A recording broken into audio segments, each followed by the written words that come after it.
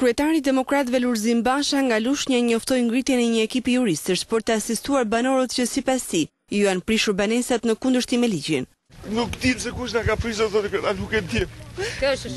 Nuk e di se kush ka ardhur. A ju sollën në një njoftim përpara?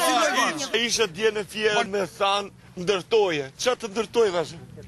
Po ti ma prishe thash. Kam punu fëmijë 24 vjet o birë, në kurbetësi o birë, me ndoshin ktheshin në Shqipëri o birë, pa ato i nëcorën jashtë prapë o birë i nënës. E kam fut në procesin e legalizimi, edhe ato i lanë për jashtë, ashtu nuk i lajmëruan. Do të evidentojmë një për një dëmin që ju është shkaktuar. Ne do të ngrejmë një ekip juridik që t'ju ndihmoj për të ndjekë procesin ligjor.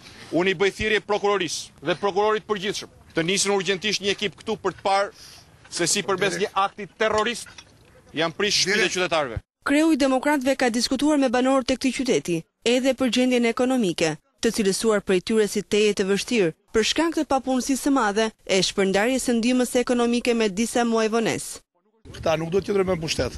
Me gjithë të premtime, jo tregimi vende pune mashtrim i papar. Po shkon me 6 portë të policisë kur ka bërë krim ai atje, ta arrestoj. Për çfarë? Për se s'ka paguar 10.000 lekë drita ai. Harron që ka fëmijë në shkolla, s'ka taj buka, s'ka. Do hapi 300.000 vende në çmendime, jo 300.000 vende pune.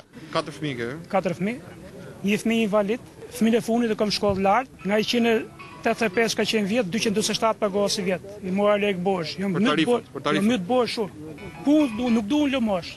Punë. Na udhëni të rrim atje protesta derisa ta heq. Mbyllja e filialit të Universitetit të Lushnjës ka qenë një tjetër interesim i kreut të Demokratëve Basha. Nuk ishte mirë që duhet ta mbyllin Universitetin e Lushnjës. Në vitin tim ishin ka qenë gjithsej 130 veta. Ku janë tani këta?